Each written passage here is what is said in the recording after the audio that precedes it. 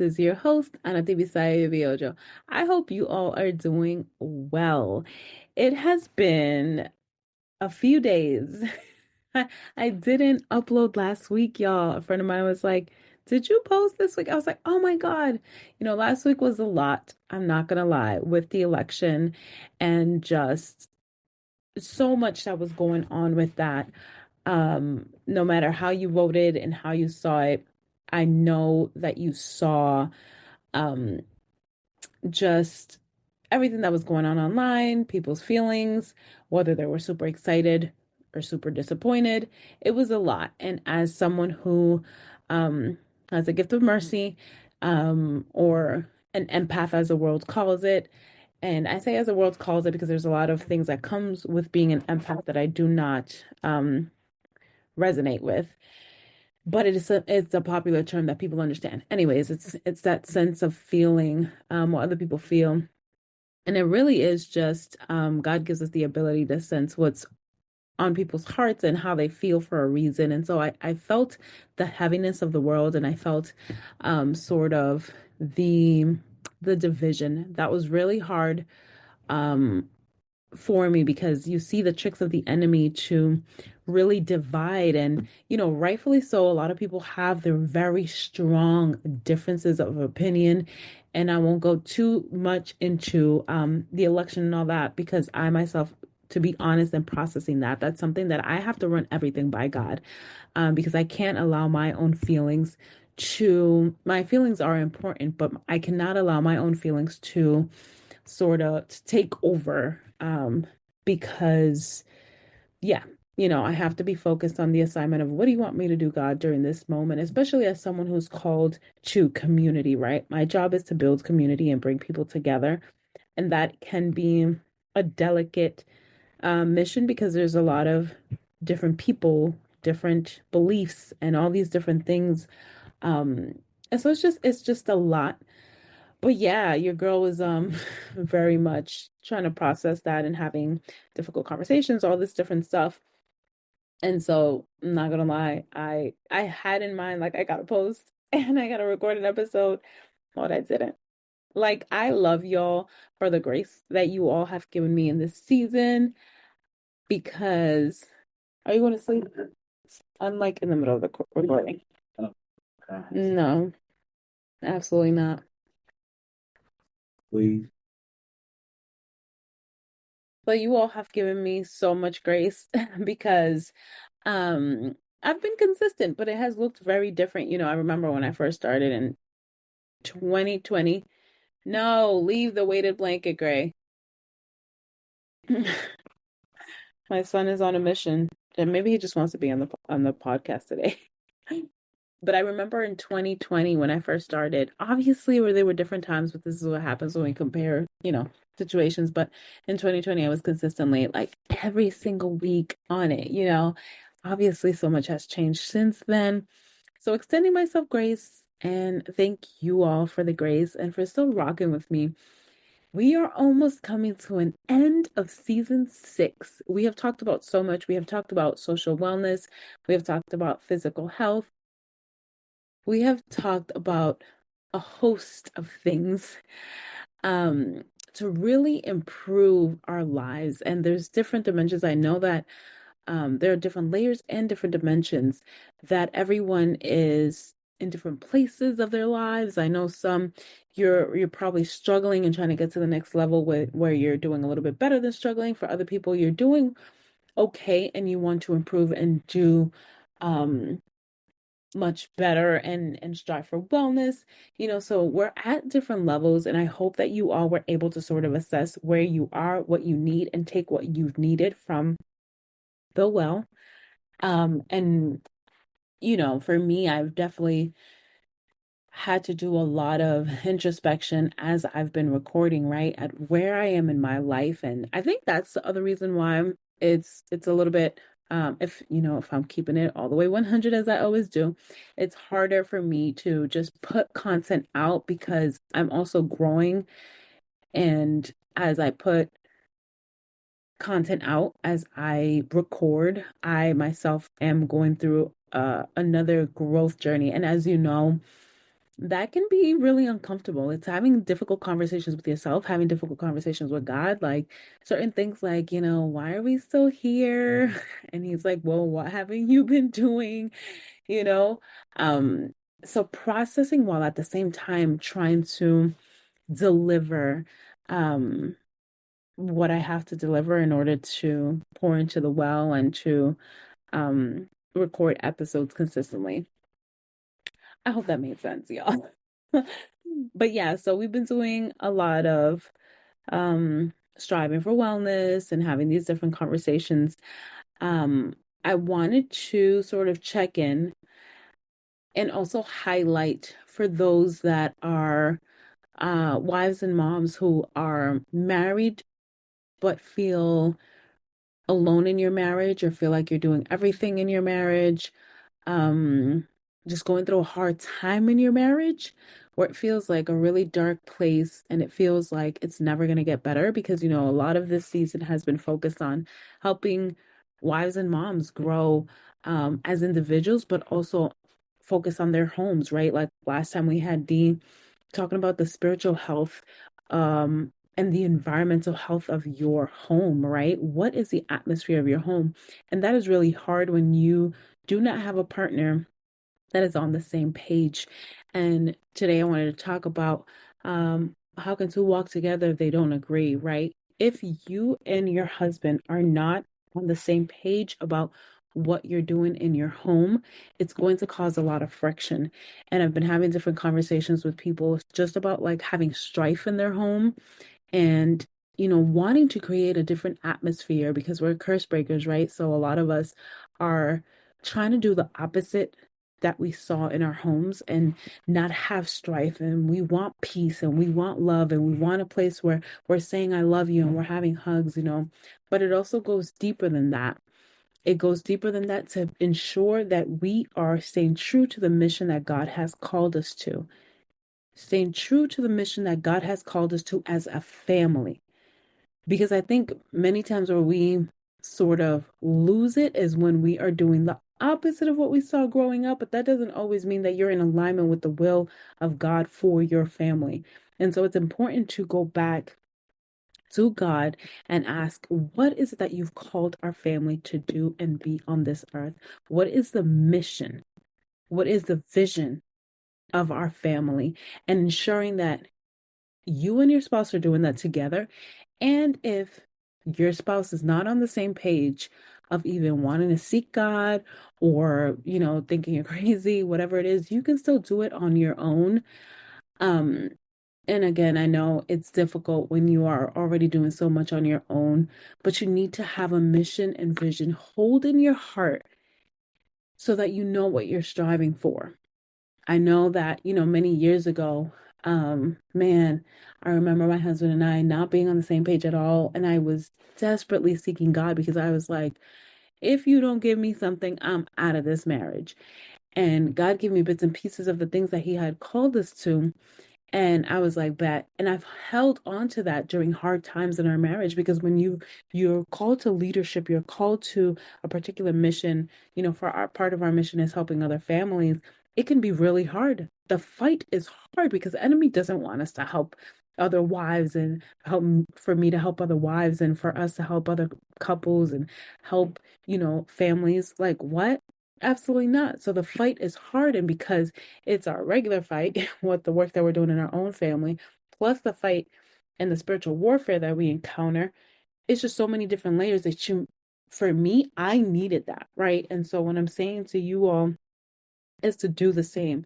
Take inventory of the things that you've seen, the patterns in your life, like, you know, um, what are the things that you see that you all do? Who are the people that are attracted to you that they're like, you're really good at giving advice or you're like really good at XYZ? Just take an inventory of those things. If you feel like you can't even hear God, start with that. Oh, we have another visitor. Sweet cheese, the wallet is holy. Yo, what you talking about, Shorty? Shorty, who you talking to? So you You want to say hi to the people? ain't nobody on there besides your profile picture. I'm recording. Recording. So it's going to be audio. Say hi to the people. Come here and say hi to the people. You interrupted the flow, bro. From my heart. I love you in my heart.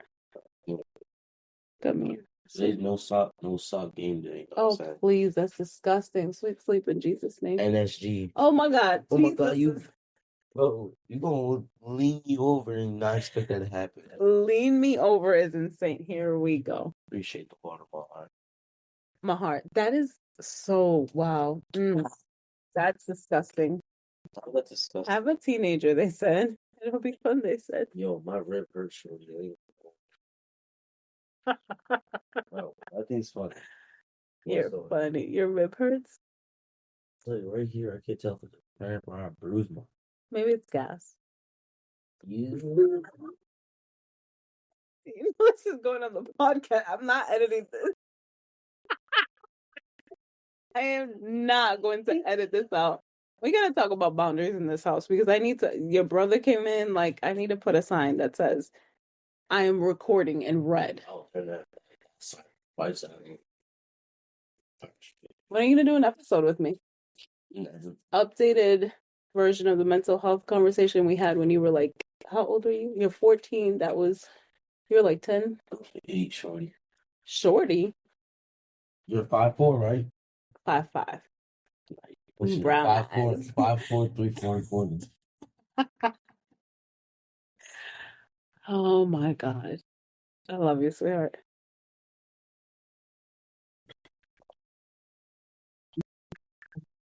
You too. I don't know what I was saying. Oh, so cute. Bye. Good night. Water, Huh? water. No. Grant, Sorry. you're not sorry. You know I'm happy. Bye. Wow. Wow. Um, yeah, sorry, y'all. I don't even know what I was saying. Toop, toop, toop, toop. My children are really special. My children are really, really special. And they're a blessing from the Lord. Yo, I'm sorry. I don't know what I was saying. But you know, my kids, of course, if I'm recording with someone, they really don't come in and barge in. But when I am recording, by myself, they like pop in and stuff like that. And I love when kids pop in on the podcast. And we've had other people's kids, like guest kids, that sounds weird, pop in. And I do not find it an interruption. And of course, it's different spaces. This is a family ministry and a family business and a family everything, right? And so very much appropriate on our platform because this is for families, but I also want my kids to see me doing the things, right? To see me, pouring my heart out to y'all and to stay consistent in this thing and to work as unto the Lord in everything I do and work for the Lord and, do things that may seem crazy to them. Like they're like, who are you even talking to, And I was like, my peoples. And they may think I'm crazy, but I want them to see me living out my faith. You know what I mean? And so that's why I don't mind interruptions because I don't see them as interruptions. Yeah. I just feel like if we change our minds about the way we see children, we would live in a completely different world. We see certain vulnerable populations as a disruption and interruption. Like we see the elderly as an interruption or a disruption. We see children. And I think it's sad. I think it's really sad. But anyways, um, man, y'all, sorry if I lost the flow and I'm not picking it right back up. But you know, it is imperative that we have a hold on the mission and vision that God has given us for our families because when you decide to pursue that thing, it's going to get hard. It is going to get hard. And your marriage is going to be tested in different ways and even in different seasons, right? You're going to lose hold of rhythms and routines that you had. Like we had dates weekly, honey. Okay. Y'all, we went on a date today, and I was like, bro, we haven't been on a date in like 5 or 6 months. As y'all know, my husband was sick for a really long time, and we were sick together for 3 months, and he was sick for longer than that, and so during that time, I have to share because it's a testimony. Like, we didn't skip a beat when it came to taking care of one another and staying connected. We didn't physically leave the house to go on a date in over 6 months, but I feel like have not been more connected than we were because we have that connection of what we've been called to. We have a spiritual understanding of the attacks that come. We have an understanding of all the things, right? And the growth, obviously, we've been together for 16 years and we've been through some really, really hard things. But when you have a hold of what you've been called to do on the earth, when you have a hold of Christ and Christ being at the center, and we don't always get it perfect. I don't even want to fake the funk, okay? We don't always get it perfect and we lose ourselves as humans that you are, right? But when you have set the foundation, even if you shake a little bit, you come back to it. So having Christ at the center and having an understanding of what you've been called to will help you in continuing to walk in agreement in your marriage because that sets the foundation for everything else around, for the atmosphere, for what you're setting, the peace, the love, and the joy, and everything that you want. It comes from your personal relationship with Christ, having Christ the center of your marriage and your home, and most importantly, walking in agreement with your spouse. And I was going to go back to talk a little bit about what it means to have a Christ-centered marriage and home. And it really just means that we're not just out here saying we're just Christian or we're just believers, but really allowing the Holy Spirit to lead us. Like, God, how do you want us to raise our families? And how do you want us to do things, right? And doing that and ensuring that our children see us making decisions that are centered around not only our intellect and what seems logical and all these things, but what is it that God is calling us to do so that they see us living by faith and that we're doing things that obviously bring Christ in the home. So, scriptures, reciting scriptures, living by the scriptures, having the character of Christ, right? Having conversations that are full of peace and respectful and all those things, right? And having devotionals, going to church together, but also not living only in the four walls of church, but really bringing God wherever and everywhere. Um, whether that is doing church at home, which we have done a lot. Sometimes we do devotionals and we break up the devotionals. Every person gets a part. For example, Gigi and I open in prayer. We do worship together. And then the boys each read a passage from the devotional. And then my husband like preaches, right? And so everybody has a part to play so that we're not just performing this thing. It is that Christ is at the center of everything we do. And again, like I said, we definitely don't get it perfect because we've had to unlearn and are still unlearning um what we grew up knowing, which was going to church. People go to church Wednesday, Thursday, Friday, Saturday. You're in church, you're praying, you're doing all these things, and you just start performing at some point, right? And so still unlearning that stuff that God is like, no, I want your whole life. Your whole life. My whole life is ministry. Whatever you want me to do, Lord, I will do, no matter how crazy it looks to other people. And so, and of course, prayer is imperative, is important. I was trying to name some things that don't seem that obvious, I guess. Um, because yeah, it's the things that are like unconventional. Like we play the game Sorry or Monopoly while reading devotionals. You know what I mean? Like it's just not like just sitting down in prayer because especially if you want to engage your children, sometimes it looks unconventional, right?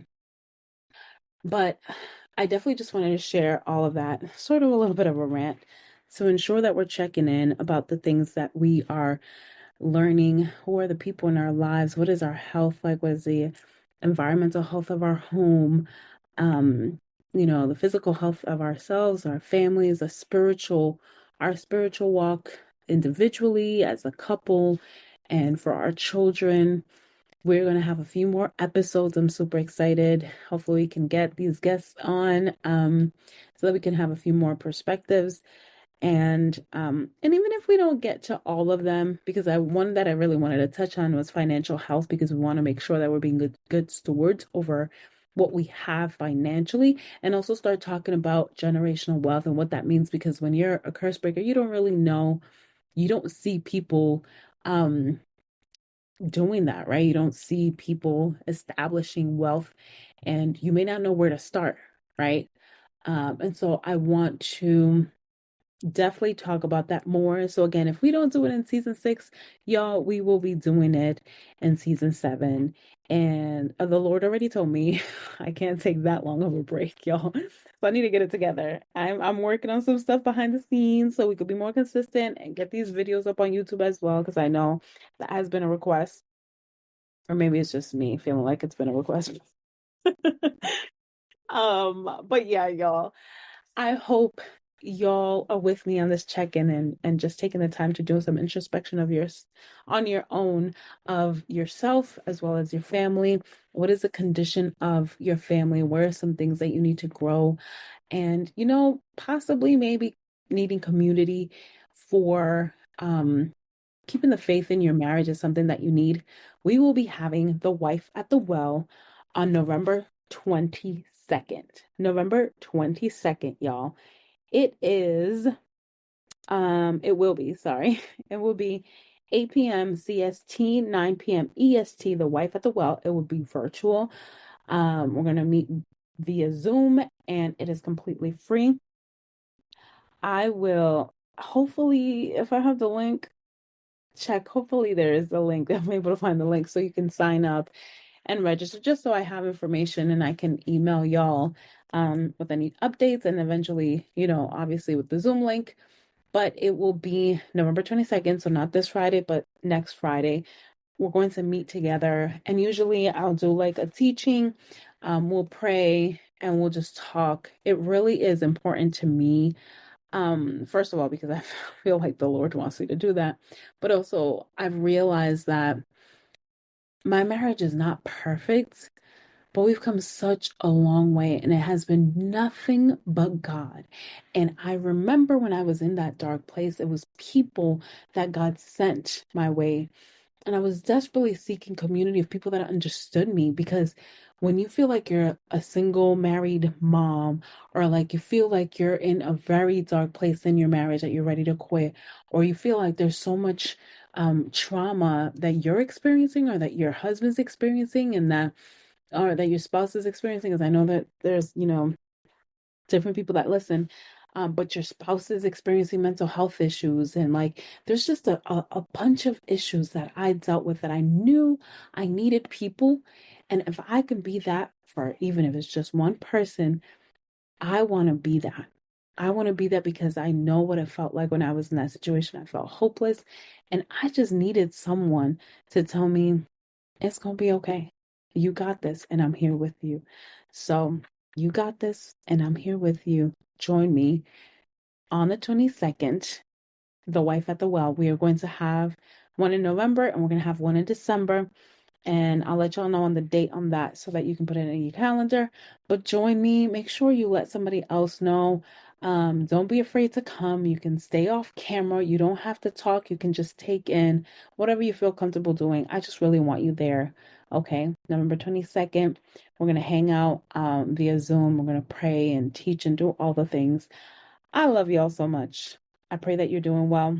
I pray that you know that God loves you with an everlasting love, that He sees you, that He looks over all the earth and looks over all these children, but that you individually are important to Him, and no problem that you have is too big or too small for Him. Make sure that you just open up your mouth, cry out to Him, and He'll meet you right where you are. I hope y'all know that. All right. I love y'all. I'll see you on next. I was gonna say next week, but it might be sooner than that. Just stay put. All right, y'all. Bye.